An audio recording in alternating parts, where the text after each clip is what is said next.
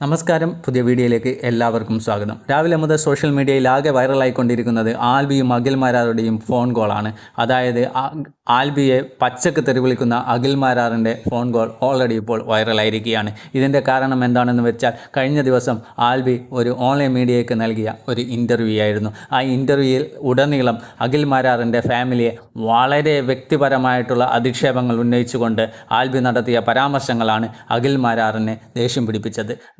അതായത് അഖിൽമാരാറിൻ്റെ ചെറിയ പിഞ്ചു കുട്ടികളെയൊക്കെ വളരെ മോശമായിട്ടുള്ള രീതിയിലുള്ള ഒരു സംസാരത്തിലൂടെയാണ് ആൽബി ആ ഇൻ്റർവ്യൂവിൽ പങ്കുവച്ചിട്ടുള്ളത്. എന്തായാലും അപ്സരയുടെ ഹസ്ബൻഡ് ഇത്രയും ചീപ്പായിരുന്നോ, ഇത്രയും വൃത്തികെട്ടവനായിരുന്നോ എന്നാണ് സോഷ്യൽ മീഡിയയിലൂടെ പ്രേക്ഷകർ ചോദിക്കുന്നത്. അതായത് ആൽബിക്കെതിരെ പോക്സോ കേസ് വരെ രജിസ്റ്റർ ചെയ്യാൻ വകുപ്പുണ്ടായിരുന്നിട്ടും കേസിനൊന്നും പോകാതെ ഡയറക്റ്റായിട്ട് അഖിൽമാരാർ ആൽബിയെ പച്ചക്ക് തെറിവിളിച്ചുകൊണ്ട് ആ ഒരു ഇഷ്യൂ അഖിൽമാരാറിൻ്റെ സൈഡ് സ്റ്റോപ്പ് ചെയ്തിരിക്കുന്നു. കേസില്ല എന്ന് അഖിൽമാരാർ പറഞ്ഞാൽ കേരള പോലീസ് കൈയും കെട്ടി നോക്കി നിൽക്കാൻ പറ്റുമോ?